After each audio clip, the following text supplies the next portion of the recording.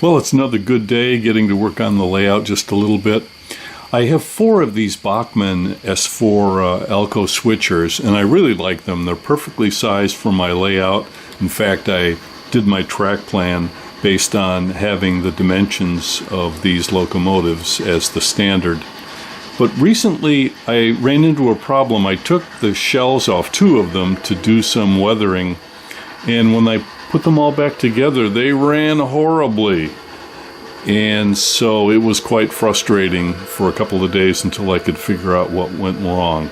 So if you've had a similar problem, if you've pulled the shell off, or if you've gotten a little too aggressive trying to clean the wheels and the trucks, let me take just a couple of minutes and show you what happened to me. And maybe if you have the same problem, now you'll know the solution and you'll take care of things, and your locomotives will be back up and running, and you'll be a happy camper once again. So let's head over to the workbench. Well, I won't lie to you. First thing is you're going to have to go decaf for this operation because things are going to get tiny. You will need a soldering iron and some solder, a little hobby knife, a small flathead screwdriver, a small Phillips head, and tweezers will definitely help. Okay, we're upside down, and the 2 coupler pockets at the front and rear of the locomotive are where you're going to access little Phillips head screws, and they hold everything together. So undo those 2 screws, slide the pockets out, and you'll be able to very gently wiggle the whole chassis away from the shell.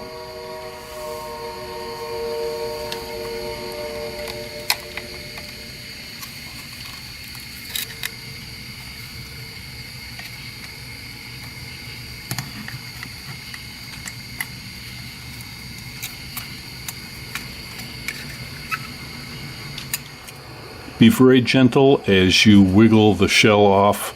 This little raised LED light here goes into the back of the cab, and it can hold on just a little bit. So go front and back and gently wiggle off the shell and set it aside.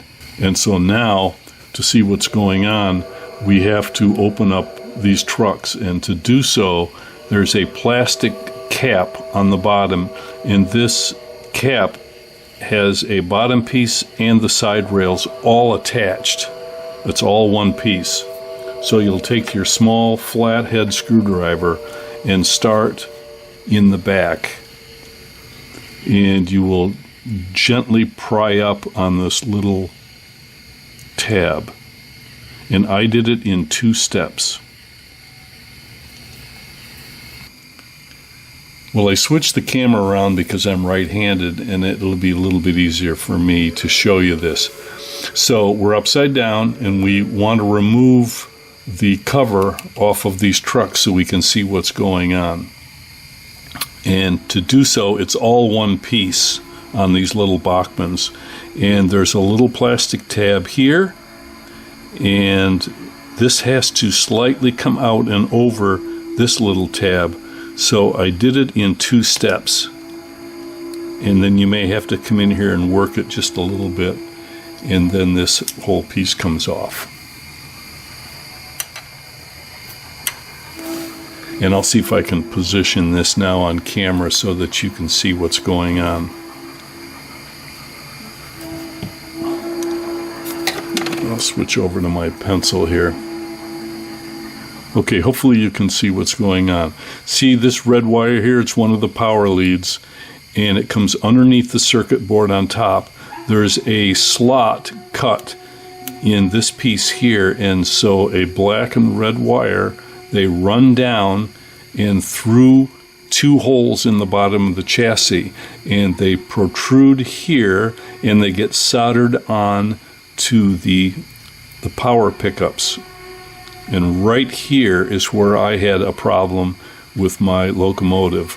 So you can see if you get too aggressive moving these trucks, you see how all of the tension of that wire is right there where it makes a bond with that little tab.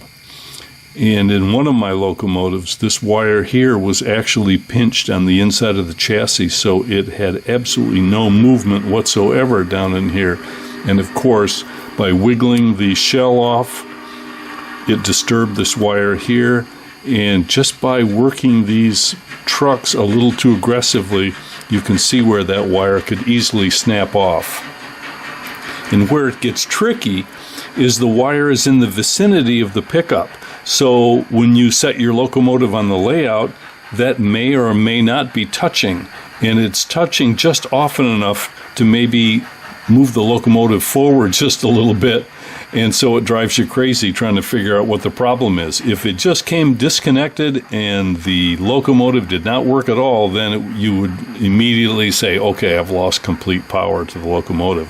But the fact that it runs a little bit and stutters, first you're going to blame the track, then you're going to want to blame the circuit board, the controller.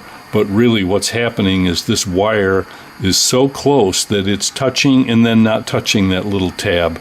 And you can hear the telltale little clucking sound as you get power on and off the locomotive. So that's what I had to check out, and I had 2 of these wires that were broken off on my particular locomotive. Here you can see on the black wire and the red wire on this side. I hope you can see that on the camera.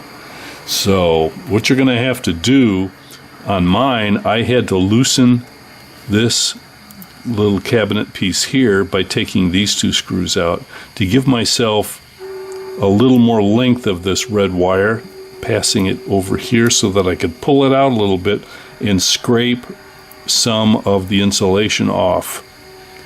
Put a little bend on that wire and resolder it onto the tab. And then be very, very gentle as you're wiggling the shell back on. So you can see the red pickup here and the black wire pickup on this side. Up here where the wire comes up to the circuit board, you may have to wiggle it just a little bit to get room to work on it, but then you're going to have to carefully place this wire back so that it doesn't get pinched between the shell and the chassis, or you're going to create the problem all over again. And then just be really careful not to overextend these trucks and go crazy wiggling them as you're trying to clean them or whatever. Well, there we are, all put back together. Nice, smooth running, ready to go to work on the layout. So I hope you don't have this problem with your Bachmann S4s, but if you do, don't give up. It's not a fatal problem. It's something with a little bit of patience, a steady hand, and definitely some decaf coffee. You can get the job done and get your locomotives back into action. Well, I'll see you guys next time.